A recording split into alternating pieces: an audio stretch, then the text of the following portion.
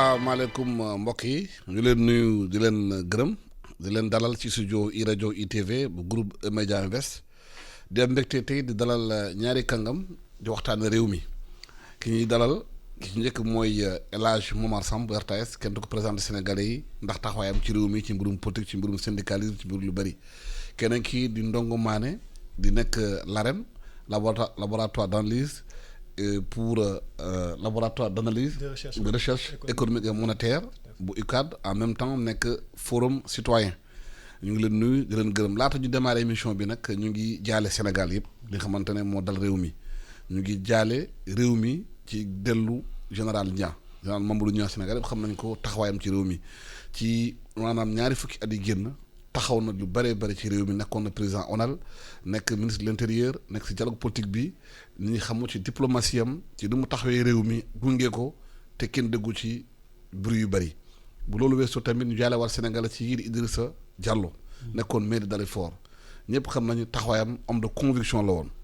Idrissa Diallo moom dafa taxawoon taxawaay bi nga xamante ne taxawaay gor ci réew mi ci dignité di tamit jaale war Sénégal suñu maam te génn àdduna fan yi passé mooy Seyda Mariama Niass xamante ne ñetti fan yi Sénégal am na tiis bu ko dal tiis boobu nag yàlla moo ko indi yàlla lu mu ko indee noonu lañ koy nanguwee parce que ñëpp ci yàlla ñuy dellu moo ñu lu ko neex lay def jaamam ñu ngi jaal nag sénégalais yëpp ñëpp sénégalais bépp boor boo nekk jaal na la ci maanaam dese yoo xam frappé réew mi bu loolu weesoo nag waxtaan ñu sóobu ci El Hadj Momar Samb xam nañu at bu nekk président dina jàkkaarloo ak sénégalais yi bu jàkkaarloo ñu wax lu mu def maanaam bilan année bi naka la demee wax projet yu mu war a def bu si mbirum économie te soxal nañu bëri ci lan la président war a wax ci mbirum sénégalais yi ndaxte année 2020 bi mi tar na trop. jërëjëf Alassane maa ngi lay nuyu di la gërëm di lay jaajëfu ci dalal bi ñu dalal. jërëjëf. di nuyu sa mbokk bi ma dajal fii ci waxtaan wi di Ndongo di ñaan suñu daje bi nekk lu am njariñ. amiin ci askan wi. amiin yaa rabbi. damay dellu laata may tontu ci laaj bi ci soñ njaal boole sama baat yëkki sama baat boole ko ak sa bos. di jàll askan wépp ñi fi jóge te ku ci nekk lim nga leen muy général Niang muy maire Idrissa Diallo ku ci nekk lu mu mënti doon lu mu néew am nañu daje. am nañu xame di jàll tamit njabootu Seyda Mariama Niass bu ñëpp xam ci wàllu diine surtout njàngale alxuraan. di jàll tamit peut-être suñu mbokki Mali parce que Mali ak Sénégal daanaka benn la. ci génnuk àdduna Soumaïla Cissé. yooyu yëpp di mbetteel di mitit waaye tamit ni nga ko waxee rek di nangu dogal. yal na leen yàlla xaare àjjana. laaj bi nag mooy lan la ñu war a xëy na suñuy yéene ñun la ñu mën a wax. ndax président moom mooy. ki ñu fal moom mooy jàkkaarloo askan wi wax ko gis-gisam li mu daj li mu fas yéene ñun nag sunu sago moo di mbir mi xam ne moo dal ci réew mi lëmbee àdduna bi yëpp di mbirum feebar bi mbas mi daanaka dafa jaxase lu baree bari ci doxalinu réew mu nekk ci àdduna bi ba diggante réew yi sax mu dog ko jalgati ko ci noo xam ne mën naa wax ci sama xam-xam bu baax bu gàtt ci wàll woowu ne lépp loo xam ne mu ngi doon dox dafa mel ni lu taxaw lépp loo xam ne mu ngi doon indi koom indi njariñ dafa mel ni dafa nërmeelu ba tax li président yëkk woon ci ay dogal ci wàll woowu ñëpp dégg nañ ko ñëpp gis nañ ko jàppale ñi xam ne ñooy borom këru liggéey yi jàppale liggéeykat yi dogal yoo xam ne moo fi amoon ngir ñu bañ a dàq kenn ci jamono bi ndax jamono la boo xam ne mbas mi ci ñëpp la war rawatina ci néew doole yi donc ci wàllu koom lu ñuy xaar mooy programme bi mu tëgg te wax ko muy PAP 2A ndax lépp mu ngi aju ci PSE ñu tëgg loo xam ne diir bi xam ne moom mën a ñëw fii 2024 di deuxième phase PSE bi nu ñu fexe ba gën ko dooleel nu ñu fexe ba gën ko baral def naa ne noonu laa ko déggee dooleel bi li ko waral mooy jamono dafa laaj lépp loo xam ne dañ ko doon def démb benn foog ñu ful ko ndax lii mbas mi dal ci kaw koom bi rëppeel ko dafay laaj doole ju bëree bari ngir koom yi mën a jugaat ci wàllu wu ne nag boo xoolee rek ci wàllu tourisme ni mu demee nga xam ne ñooñu bu ñu leen jàppalewul foofu bu ñu ko jàppalewul téyel ko dëgëral ko boo sàggantuwul dina mitti ci réew mi dina mitti tamit ci njaboot gi xam ne ñoo fay yëngatu yooyu xalaat laa yaakaar ne war nañ ko gën a dëgëral rawatina nag loolu yëpp aju ci nu ñuy fexe ba sunu koom gën a wér gën a dëgër gën a am doole ba sunu bopp gën a wér ndax ay jéego lu ñu ci war a def loo xam ne lu ci ne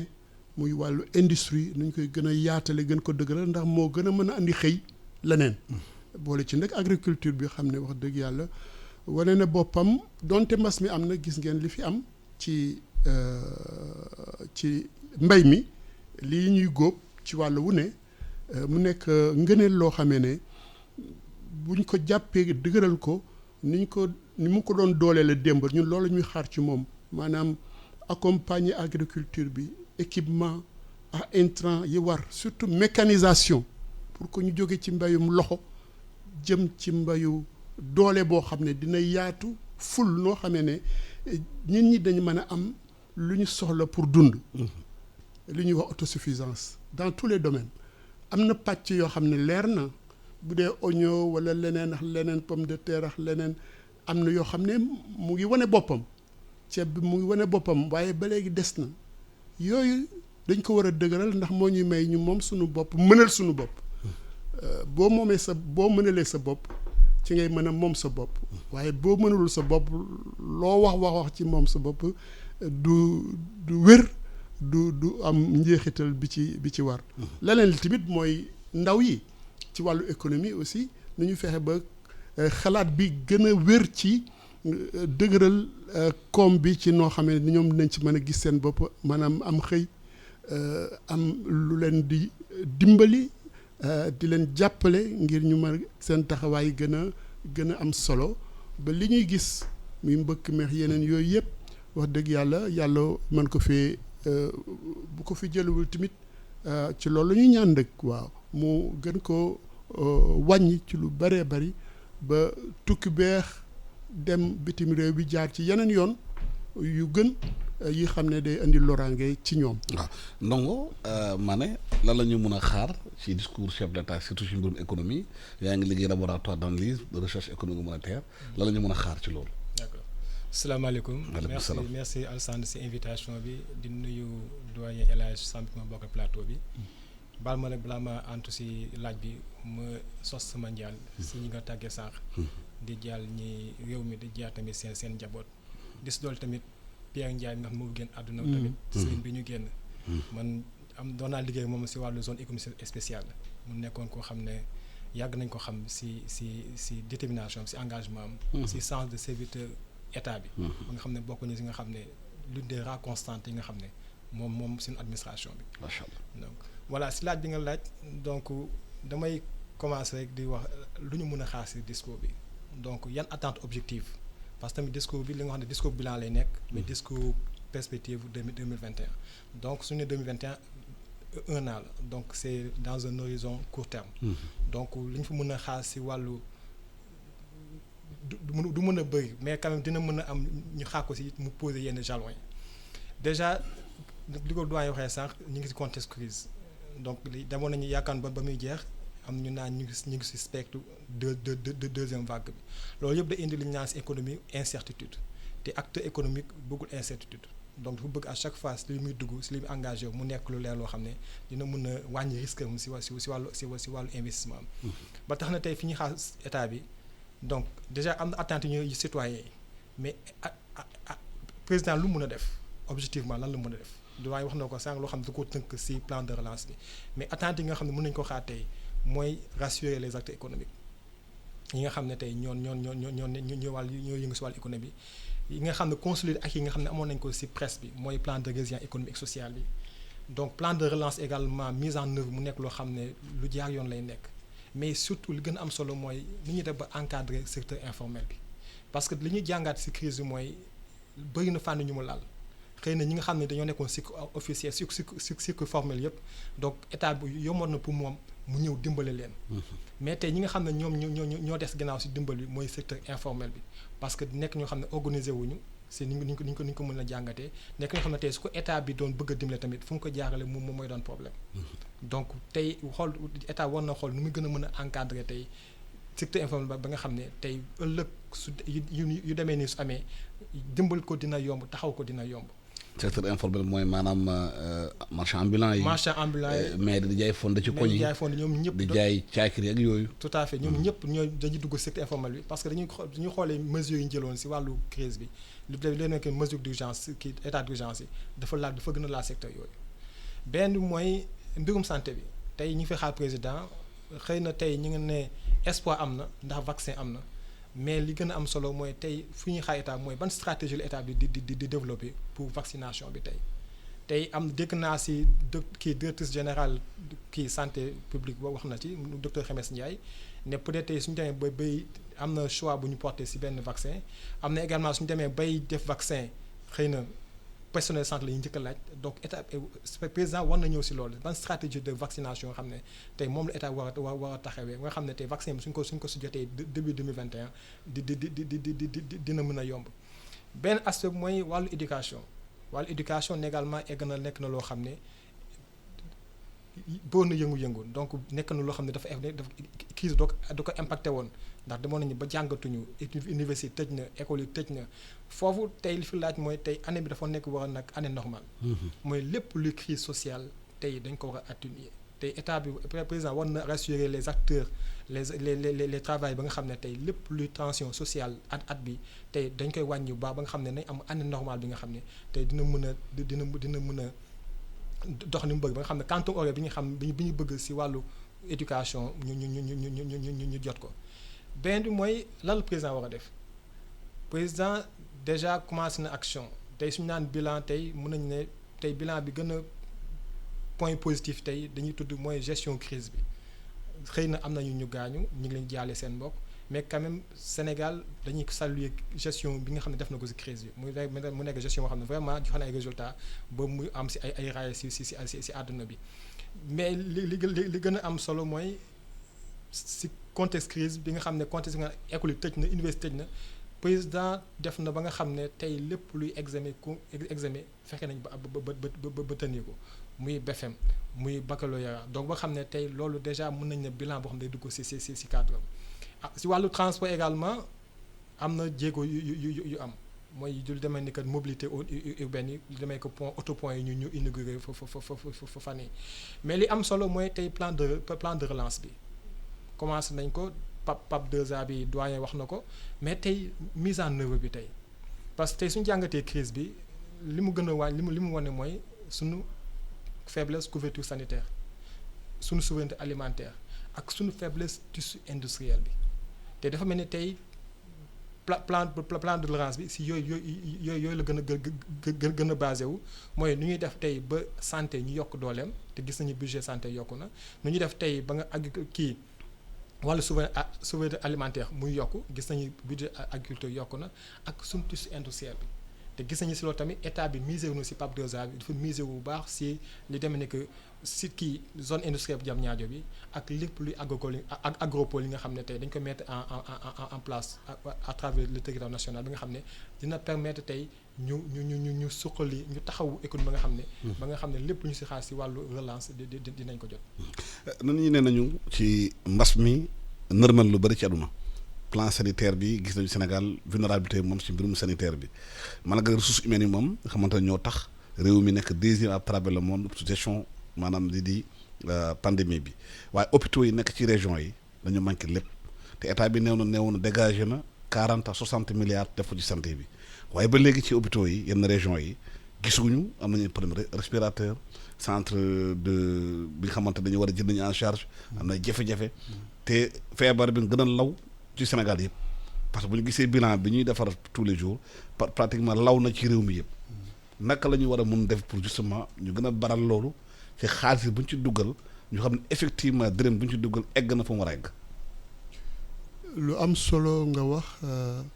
waaye dinaa dolli ci li ndongo wax léegi Pierre Ndiaye donc fàtte woon ci lim bi mais na ko yàlla yërëm ku jara jaale mbokkami la ku jara fàttaliku la yàlla def na ñun recevoir nañ koy yoon ci conseil économique boole nañu tamit ci revue annuelle yi daan am li ma seetlu ci moom mooy nit ku am xam-xam ku dal ku teey ku maandu utile malgré xam-xam waaw il a été utile pour le pays te du ko boole wax ju bari te lu muy wax rek dañ ciy teg baaraam lu ñun ñi yënga moom li muy wax lu leer lay doon loo mën a teg baaraam loolu lu am solo la li dama bëgg a dëgëral bu baax ndongo li mu wax ñooñu royukaay lañu moo tax jaale leen seen mbokk fàttaliku leen lu baax la moo tax ñu ngi ciy sant président ci li mu jox turu école boobu des statistiques école la je crois école de formation en statistique waaw ANST loolu am solo la ñu ngi koy rafetlu bu baax li nga wax ndek am na ndongo lu mu ci wax mooy lu bari dañ ko war a baral lu bari dañ ko war a dëgëral dañ ko war a fësal waaye boo sukkandikoo li nga wax tamit am na te du sunum réew rek waaye du ñun rek du problème bi mooy suñu faiblesse su système sanitaire lu wér la ñun am nañu chance conseil économique ñu recevoir kàngam yi nekk ci secteur bi yëpp ci benn durée presque un mois te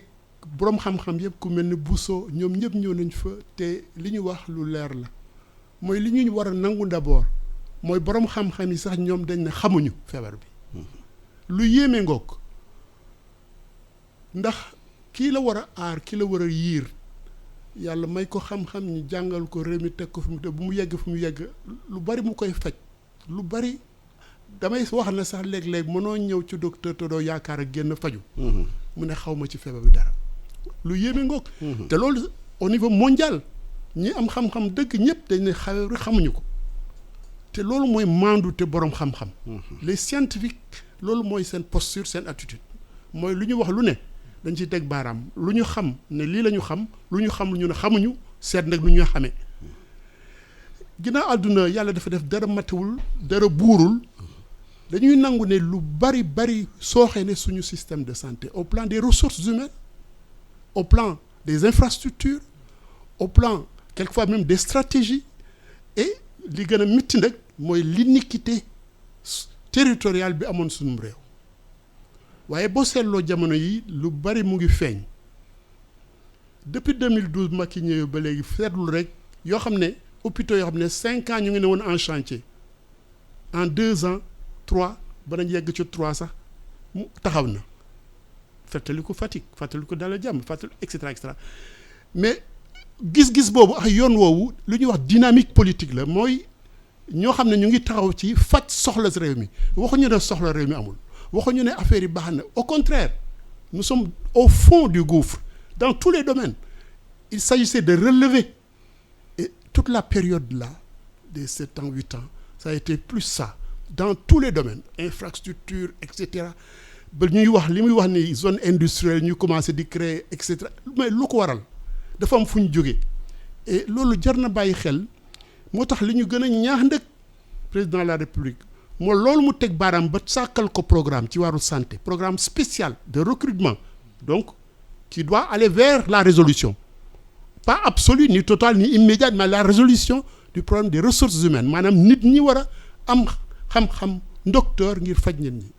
te ma fàttaliku li ñu aar lu bari ci mbir mi li nga doon gestion c'est que du ñu am nit ñoo xam ne ñu compétent lañu te seen compétence dafa am retentissement mondial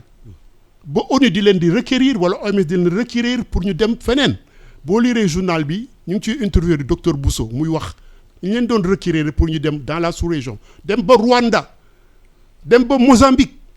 pour dimbali leen gunge leen ci ñu taxawal lii am Sénégal depuis Ebola donc 5 ans d'expérience 5 ans de pratique loo xam ne xam-xam lay jur mën-mën ak gis-gis bu wér je crois que loolu lu am solo la mais li nga wax kenn mënu ci teggi dara gën a bëgg a dëgëral gën a baral gën a yaatal pour que région yépp fa ñu war a toll ci structure de santé ñu mën ko jot accès universel et je crois que bokk na ci li xam ne moo doon programme Macky Sall ci 5 universels yi lu am solo la donc man manuma lu dul waxaat ci loolu wax ne loolu la ñuy xaar am na lu bari lu ñu soofantaloon démb muy laboratoire par exemple te borom xam-xam yi dañ ne laboratoire mooy bëtu docteur bu bëggee gis feebar wala xam feebar foog laboratoire jaar fa loolu aussi programme bu ñu taxawal spécial mais dañu gën a ñaax pour ñu jëm ci loolu li may daanele xanaa loolu kenn mënu ko jeexal mooy pandémie bi war na ko mooy mbas mi wane na ko secteur la boo xamee ne warul des ginnaaw secteur la boo xamee ne faw ñu jox ko ak xam ba mu mat sëkk bu ñu amul tamit ñu jéem fu ñu soñu doole toll waaye am naa yaakaar ci li xam ne moo fi xew te yu bari nag dañ koy réere mbir quelquefois mais mu ngi am duñ ko xam maa ngi jàng barka démb rek ñu ne hôpital Dantec gis nga am na lu ñu daan faj ci wàllu xol bitim réew mu daan jar pour patient bu ne 5 millions fexe nañ ba tabax ko foofu defar ko foofu ba suñu docteurs yi di mën a def feebar faj boobu ñu économiser ay milliards ci diiru buñ ko tabaxee ba léegi mais loolu am solo la loolu mooy li may wax dynamique de conquête de notre souveraineté dans tout le domaine bàyyiwul santé loolu la aussi ñu dem ba mënal suñu bopp ci wàllu woo xam ne mënuñu ko woon démb fan fii ñiy feebar ñuy opérer ci bopp bopp ak leneen da ngay yéemu ci ne suñu borom xam-xam yi seen mën-mën seen mënoo rek kenn mënu ko nettali donc loolu base la boo xam ne war nañ ci sukkandiku pour gën a dem de l'avant. mbas mi am na étude yu ñu ci def ci adduna bi yëpp wane dafa laal économie bu mu laal économie dafa gën a naqasal doole ñu néewoon doole maanaam dafa yokk pauvreté bi surtout suñu pays bu fekkoon da nga néewoon doole mbas mi ñëw dafa gën a yokk seen néew doole lan la ñu mën a taxawee maanaam couche population boobu xam ne ñu ngi ci suuf xëy na kenn du leen dégg bi docteur Comabels doon wax les invisibles lan la ñu war a def ci ñooñu lan la état bi war a taxawee ñooñu. tout à fait donc mbas bi li mu wane bëri na mooy ne li mu gën a wane mooy ñëpp nga xam ne nekkoon ci situation xam ne situation précaire la donc ñoom la gën a touché Sénégal nag sooy xool ci pays comme pays sous-développé yëpp lañu naan inégalité dafa bëri soo xoolee fan yii rek kii bi mu génnee IDH génn na indice de développement humain bi mu génnee Sénégal dafa dellu gannaaw si non seulement si score am bi parce que daaw en 2018 mu ngi amoon 5,16% sur ren mi ngi am 5,12 donc te si ni mu dellu doole noonu li ko waral mooy santé moo ko waral li ko waral mooy économie bi mais également li ko waral mooy espérance de vie bi parce que dafa nekk ñetti domaines yoo xam éducation bi ñetti domaines yoo xam ne muy éducation muy espérance de vie muy économie moom la IDH bi di mesurer te Sénégal dellu ginnaaw bu baax. donc je pense que tey li gën a am solo mooy tey xool nu ñuy dooleelee suñu économie mooy dooleel liggéeykat yi ndax suñu jëlee su ma ñëwee ci plan de relance bi plan de résilience bi ñu mettoon en œuvre am na appui yu ñu jagle woon entreprise yi mais appui boobu c'était sous condition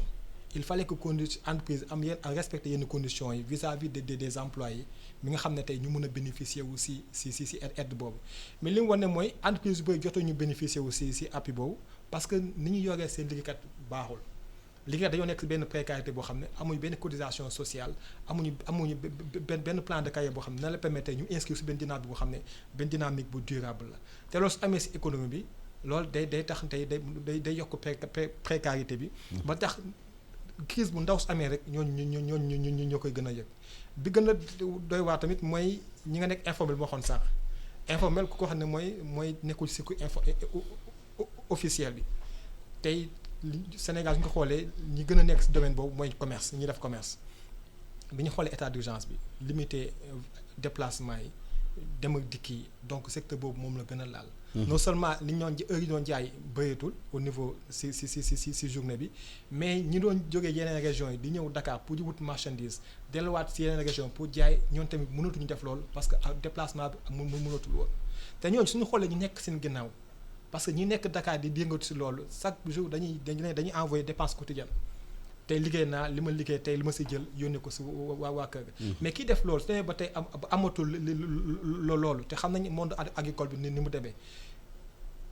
production agricole bi su dundalee béykat bi su bëree bëri ñetti weer après hivernage la li des yëpp dañuy ñëw Ndakaaru pour jéem a xool nu ñuy fexee ba mottali at bi loolu su amee nga xam ne acteurs yooyu dañoo affecté wu ñu nekk si ginnaaw également dañ koy yëg te lu suñ ko yëg également mooy li nga xam ne affaire inégalité sociale yi dafay gën a yokk ba nga tax ne tey crise bi wane na fànn boobu état bi nag jéegu sax li ñu fa war a def bëri na xëy na nekkul problème boo xam ne da koy régler si benn at parce que benn at dafa gàtt lool mais mu indi ay mesures structurelles yoo xam ne day renforcer nga xam ne secteur boobu ba nga xam ne tey dina mën a wàññi précarité bi ba ñu nekk benn dynamique boo xam ne nañu mën a am benn plan de développement bi nga xam ne seen wàllu activité seen wàllu commerce ba nga xam ne tey lépp crise bu ñëw du leen mën a yëngal comme crise bi ni mu ko defee. ensemble dañoo constaté soo demee ci Dakar doxantu ci feu rouge yi da nga tase ak nit ñëw fëgg sa vitre ne la may ma lu ma lekk. loolu dafay wone lu bëri dafa am lu xew xel ci suuf. xëy na yëguñu ko maanaam ndóol bi dafa augmenté. ci pandémie bi parce que blocage bi dañuy liggéeyuñu commerce bi amuloon ñëpp toog seen kër. ñi xalaat ne xëy na nguur gi souvent day naan dafay jàppale askan wi ñu bëri ñu ngi wax réduire le train de vie de l'État gisuñu ay mesures yu ñu jël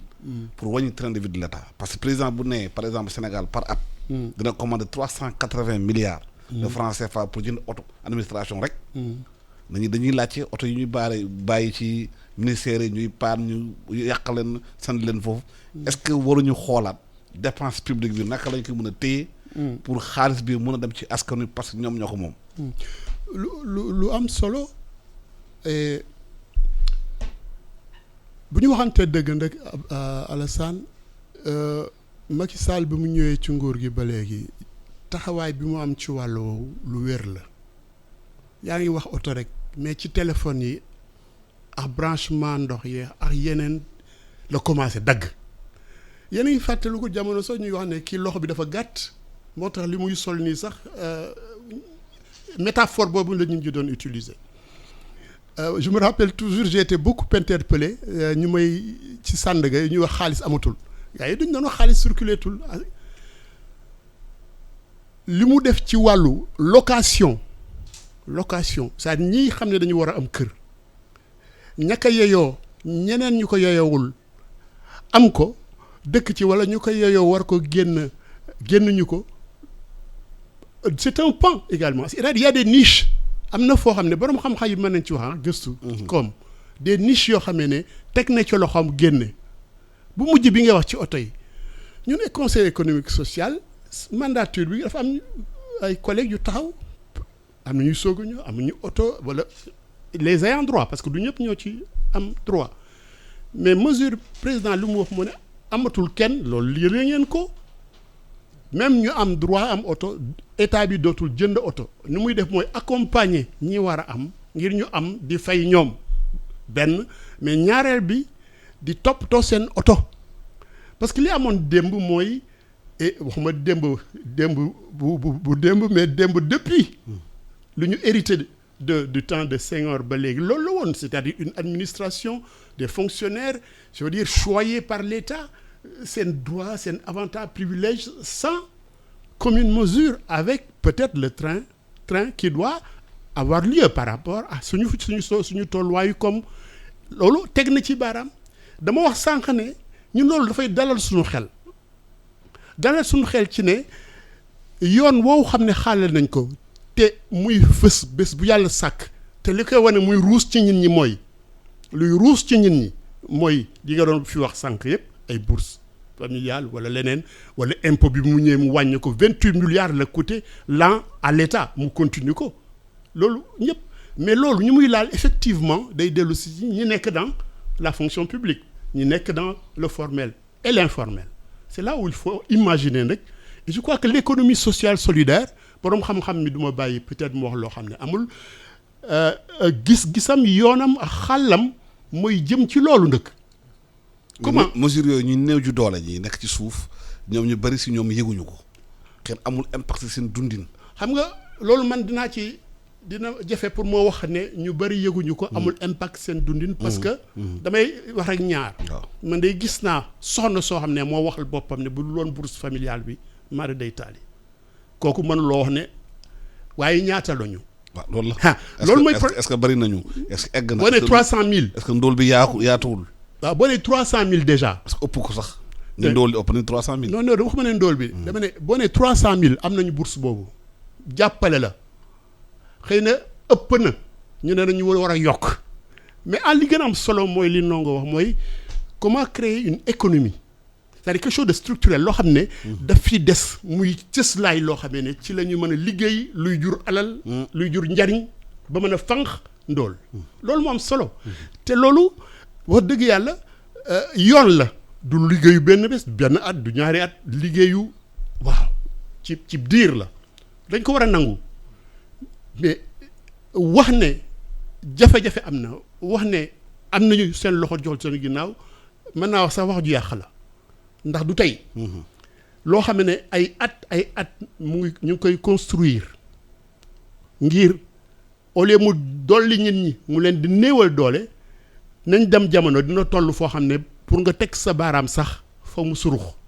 léegi nag mooy wàññi ndànk-ndànk créer condition yoo xam ne mooy may nga accompagner ndaw yi wax na ko sànq ndaw yi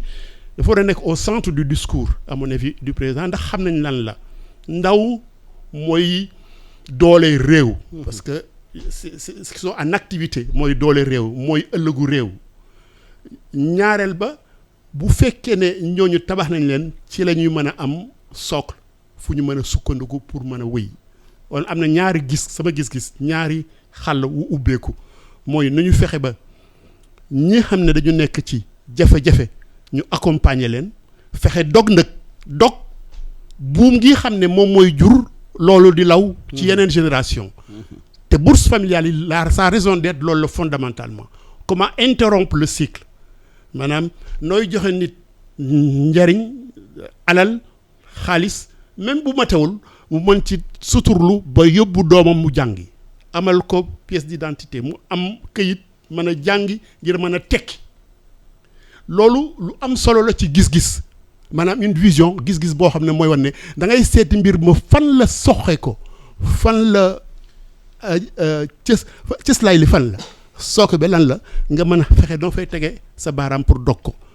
du tere nag ñii nga war a accompagner yëpp ñi nekk informel yëpp même bu fekkee ne mën nga leen a dabu ci li ngay joxe ci aide élémentaire li ngay joxe ci leneen waaye créer situation yoo xam ne avec benn li ñuy wax sànq outil jumtuwaay boo xamee ne dina may ñooñu ne foofu ñu jëli leen fekk leen fa ñu ne surtout jigéen ñi ak ndaw yi am lu ñu leen accompagner am lu leen di jox ngir di leen accompagner ñuy kuréel di liggéey ngir mënal seen bopp pour autonomisation pour gën a mën a dem ci emploi wala auto emploi loo xam ne mën na indi njëriñ gis-gis boobu laa ci am. xam nga yenn saa idée yi dina baax réflexion bi baax yéene bi baax mais souvent li sooxe mooy suivi bi ak évaluation bi xam ne bu ñuy defee mise en œuvre bi dina sooxe parce que yenn saa dañuy dugal rek dara duñu contrôler li ñu dugal fu mu fan la dem ak lan la jur loolu mooy problème réew mi problème suivi évaluation ak surtout xool bu ñu dugalee dërëm fii est-ce que dërëm bi ñu dugal ci école bi egg na école bi dërëm bi mot na. tout à fait li nga wax je pense mooy problème fondamental bi d'urgence tey suñu duteewu si efficacité bu sociale yi tey foofu la bu social yi comme ni ko doyen Sam waxee amoon na objectif mooy fexe ñi ngi koy jox seen doom ñu mën a dem école mais tey dañoo def taxaw seetlu def évaluation xool ndax li loolu objectif boobu ñu ngi si ba léegi wala nekkut est-ce que ñuy jox xaalis bi foofu lañ koy dugal wala dugaluñ ko su boobaa nag la ñuy soog a xam yan matuwaay la ñuy jël pour gën a rendre kii boobu mu efficace mais da nga wax problème beneen problème sax mooy problème mu gouvernance sa président Macky Sall daaw si discours am nekkoon na point boo xam ne dafa ñëwoon ak doole mooy gouvernance sobre et vertueuse donc je pense que tey foofu lañ koy xaaree parce que man li ma metti mooy si gestion crise bi am na faiblesse yu mu wane ay manquements yu mu wane si wàllu fonctionnement bi si wàllu procédure bi parce que situation d'urgence daa am spécificité mooy souvent procédure normale yi dootuñu ko respecté parce que dafay yéex te dañu bëgg comme dañoo bëgg a gaaw il faut que ñu xool nu ñu gën a gaawee tey jàngat bi ñu war a def si crise mooy nan la ñuy intégrer procédure d'urgence yooyu suñu doxil ba nga xam ne tey su crise du demee ni amatee rek du ñu jaaxle nañu xam fu ñuy dem nu ñuy doxalee et dina aar ressources askan bi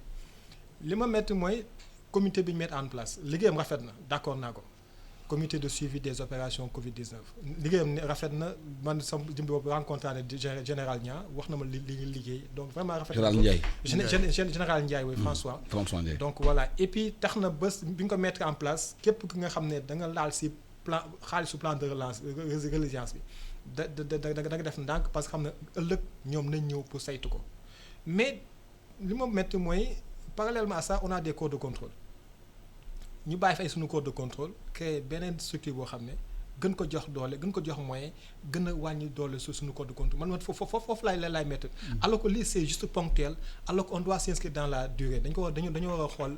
maanaam mu jëm kanam xool nu ñuy doolee suñu corps de contrôle en termes de moyens en termes de ressources humaines ba nga xam ne tey renforcer seen autonomie juridique ak financière ba nga xam ne ñoom li ñu bëgg a def si wàllu contrôle si wàllu saytu nañ ko def parce que liggéey bi mu def nag bi comité bi def nag corps de contrôle mën nañ ko def parce que lan la xaalisu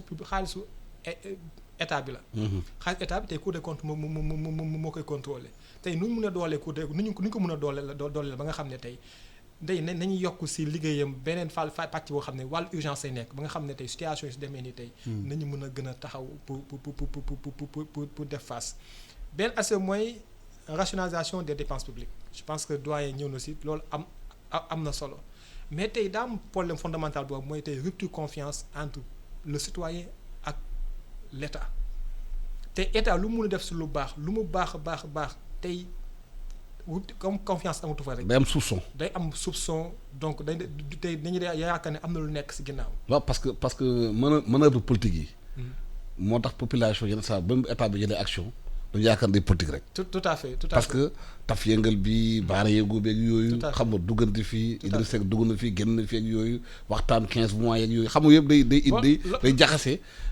confiance bi population bi ci pouvoir bi dafa yaakaar ne lépp lu ñu teg. dañ koy politiquer. tout à fait je pense que tey suñu il faut ñu rétablir confiance boobu. entre le citoyen ak l'État. tant que amul État lu mu def lu mu baax tey du citoyen du si mën a d'accord parce que dañu yaakaar ne am na comme ni ko waxee am na lu nekk ginnaaw. am na nax bu nekk ginnaaw dañ ko gisagul mais dina ñëw. peut-être cas Idrissa Seck bi nga soulever peut-être dañ ko mettre dans le compte du dialogue national peut-être dañu yaakaar ne peut-être dialogue national mu évoluer dans ce sens ba tax peut-être mu dugg côté boobu. donc c'est une appréciation purement politique bi nga xam ne tey dans la mesure où ça sert l'État day servir État bi ak intérêt État bi je pense que c'est une bonne chose mais si fekkee dafa régler ay problèmes politiciens là je pense que là on est contre et que peut-être on doit voir peut-être beneen stratégie. waaw professeur est-ce que loolu mooy tax yenn saa jafe-jafe am diggante li nguur gi def ak di population bi di gisee lépp lu ñu teg dañu yaakaar na ñoom ñu ngi ci ay manœuvres. dañuy taf yëngal affaire yi di jaxase di politique rek politique gu dëgg parce que action yu bëri dañ ko politiser même bu fekkee ne état bi dafa créer instrument bi comme DER créer instrument bi financer ay jeunes wala financer jeunes yëpp waaye souvent population bi dañuy gis ci loolu rek maanaam ñu nekk Benno Bokk Yaakaar la ñuy financer bàyyi opposition noonu lañ koy gisee ñoom. waaw non xam nga li Ndongo wax. rupture de confiance bi. loolu lu ñu war a liggéey la lu am solo la confiance bu amul dara du fa am. day dellu si sama gis-gis ak sama wax mooy réew dañ koy pencoo Ndongo mu ngi mititlu le fait que ñu bàyyi corps de contrôle taxal comité mais ci sa wax wax nga lu ko waral lu ko sabab xam nga bu fekkee ne dañu tam dëmm état bi ne ñu ko wër ñëpp ñi koy liggéeyal ñëpp même nga jël sax Pierre Ndiaye ndem si yàlla ji dañ leen di soupçonner alors que yow boo liggéey ak moom nit ku am xam nga nit ku wér gore nga liggéey ak moom di nga xam kii fan la taw lan moo ko taw jóg parce que nit ñi dañuy réere mbir parti politique bi ki yor nguur gi état moomu leen des techniciens la 97% moomu leen jiitalu leen. waaye dañ ñëw benn moment dañoo politiser administration bi bu ñu nommé directeur bu nekk ci parti au pouvoir ba parti bu nekk coalition bi kenn du ko nommé. waa directeur loolu tax na Sénégalais yaakaar ne fonctionnaire seen bopp ay politiciens lañu. xam nga lu nekk rek am na tontu safaan wa waaye nañu waxtaan rek pour leeral. waaw loolu moo indi comité boobu. comité la boo xam ne c'est élargi, c'est ouvert à toutes les forces politiques et sociales et de rétablir une confiance day construire une confiance ñun bu ñu demee ci dialogue politique bi am na déjà de l'opposition sax ci wax ne mais am na loo xam ne ci waxtaan yi nguur gi waroon na leen ko xamal parce que xamewuñu ko woon noonu foog nañu ñëpp ñoo xam ñu ngi tu alors que man ci nguur gi laa mën naa wax en tant qu'enseignant même si je suis pas politiquement ci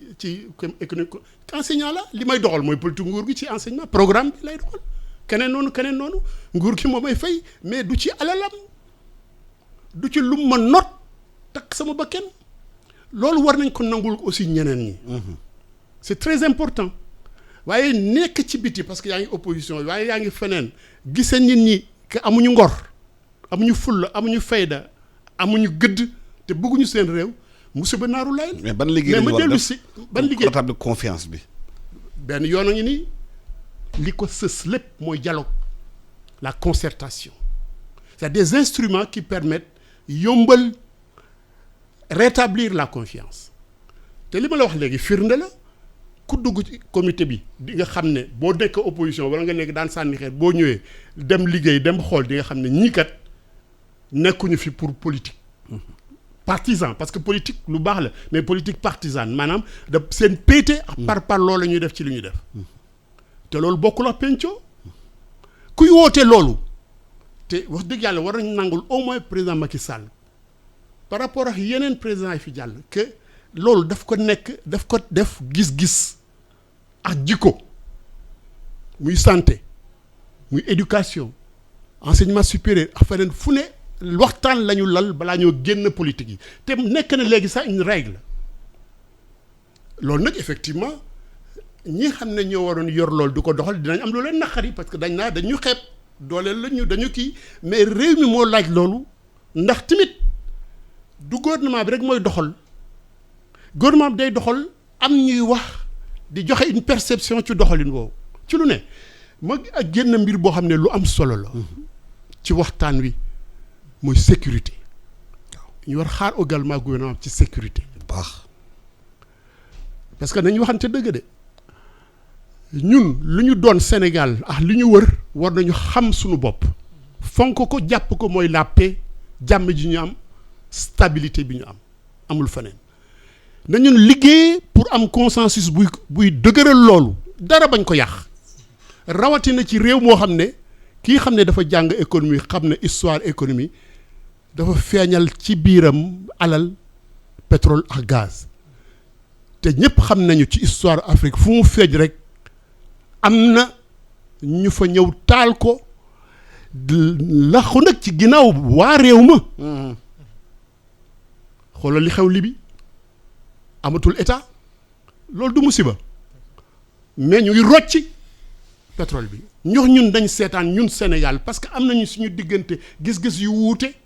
wala ñàkk confiance bi nga doon wax mën na yegg foo xam ne dañuy tojante bopp wala nangu ku ñëw duñu tojloo suñuy bopp moroom musubi naaru lay Congo le Katanga nañ fàttali ko Irak jiiñ bañ ko jiiñ ak la ñu dal ci kawam lu ko waral yépp alal jooju moo koy waral kon ñu ngi ci réew moo xamee ne toll na diggante boo xamee ne war nañu xoolaat suñu bopp ci ni ñuy taxawee moo tax man l'appel au dialogue loolu aussi maa ngi ci xaar le président de la république c'est-à-dire mu gën a firndeel loolu ngir liggéey bi door ñu yeggali ko am conclusion liggéey bi mën naa leen wax parce que ci laa bokkoon wax dëgg yàlla commission yu presque ñëpp yegg nañ seen liggéey rapport moo des yàlla def na man bokkoon naa ci commission paix et sécurité ay généraux ñoo ko doon diriger nga boo bokkee ci commission boobu déglu ñuy opposition mu ñeneen ñu déglu réew mi ni muy doxee ak li xam ne moo ko wër ci musiba yoo xam ne danger la ay risque la qui risque de faire sauter le pays mari day taali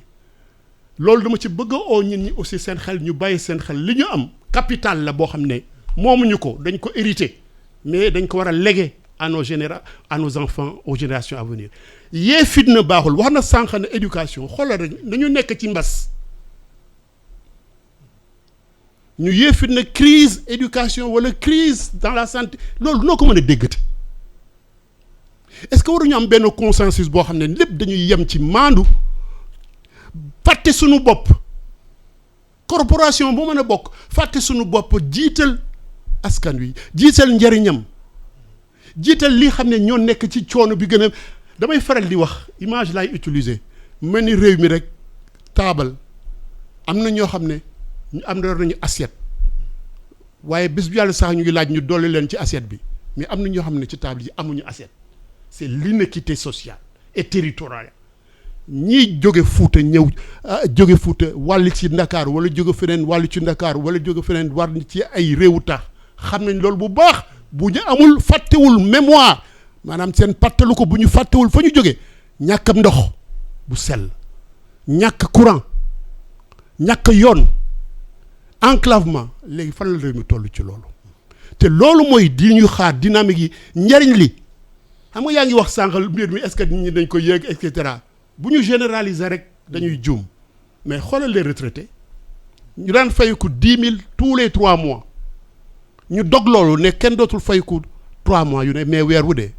mais dog ne kenn dootul fayeku 10 000 francs gën jaa néew 35 000 francs ak lu topp ngay fayeku loolu ban xalaat la ko lal ban gis-gis moo ko lal gis-gisu toroxal askan wala gis-gisu baaxal askan gis-gisu yëkkati ay nit niteel ay nit wala toroxal nit delloo leen ginnaaw amoon na fi démb déedéet courant bi ni mu meloon yow kii xam na ci dara industrialisation balaa nga ko wax foog nga am énergie bu doy fu ñu toll woon ñu bari ñu dafa yéex noo am industrie am lu ci lekk ci programme bi la ko jàng bu baax waaye balaa nga am loolu industrialisation bu wér fooy toll ci énergie production d'énergie mais yooyu yëpp gis-gis la boo xam ne boo amul gis-gis ak yéene doo fa dem yegg fa nag lu jafe la wax na ko sànq parce que fa ñu jógee sori na le structurellement fa ñu toll woon dama daan faral di wax employant le truc de Césaire nous sommes au fond nous étions au fond de la fosse il nous faut sortir émerger dañuy nukki ñun lu ñuy wax mooy dañu nuwuroon dañu war a nukki mooy émerger xixi nag tabax sunum réew te li ma wax sànq ñu war ci bàyyi xel lu am solo la mooy la sécurité ma daaneel ci raay bi yaa ngi doon wax BRT extra ñu ngi ñaan mu ñëw ñu ngi ñaan président de la république ci discours am bi sax mu dalal suñu xel ci loolu ne léegi mu am BRT bi parce que c'est des transport de masse à terre bi mais mieux programme bi ñu tabax pour mu nekk dans l'immédiat mooy raay bi da daw lu muy ubbi day ubbi koom gare bu ne regarde BRT bi 14 gares mais bu ñu jëlee ubbi fii ak Tamba raay bi la muy indi day dekkal këru comme yéen fayoon démb te bu leen fàtte de dañu jaayoon suñu chemin de fer si Macky Sall moo ko delloosi ci alalu réew mi jaayoon suñu Sonacos mu delloo ko ci moomeelu réew mi jaayoon sax suñu ngelaw mooy air bi mu delloo ci taawal Air Sénégal jox ko ay avion mais loolu du dynamique de conquête de notre souveraineté mais donc war na wax xam na même part bi xam ne moom la c'est dans notre budget l'apport extérieur avant et l'apport aujourd'hui quel est le rapport entre les ressources internes et les ressources externes très rapidement loolu projet yi ñuy defar yu war a ñëw ñu xalaat ko ñu koy teg mais bu fekkee ne xëy na ñu jiite réew mi du joxuñu exemple dans l'humilité dans la façon de faire la façon de poser dina am toujours décalage entre li ñuy def ak li population di xalaat. tout à fait te loolu day antuwaat toujours si li ñuy wax sax mooy rétablir confiance bi entre le citoyen ak l'État. Je pense qu'il faut qu'on commence par renforcer nos institutions en fait. Nos institutions dañu affaiblir trop. Institution boo jël tey mun naa ne peut-être présidence de la République moo concentre pouvoir yëpp mais toutes les autres institutions tey dañu affaiblir. Il faut ñu commencer leen par renforcer leen jox leen seen gët tey bu dee à chaque fois pour convaincre établir la confiance dañuy mettre en place une structure parallèle comme lu mel ni force Covid-19 ça pose problème. liggéeyam rafet na am na ñu naan sax dafa war a muter après muter vers un observatoire. loolu xalaat bi baax na mais am na liggéey boo xam ne ñu koy def tey am na ñu koy def actuellement nañ leen doole lool. benn mooy tey la scène bi tey dafa pollué par la communication politicienne. Il faut que tey le gouvernement renforce di wax dëgg déjà di wax dëgg li mu wax mu def ko et puis renforce sa communication autour des politiques de l'État. Je pense que loolu am solo la. waaw temps bu joxe jeex na. Omar Samb baax la gërëm di sant. waaw jërëjëf RTS di gërëm aussi Ndongo Mané. di Larem Assane Top ñëw continuer journal bi. ñu ngi leen di gërëm di sant leen ñaanal yéen ak jàmm. réew mi dañ ko war a pencoo kenn war ko pàccoo.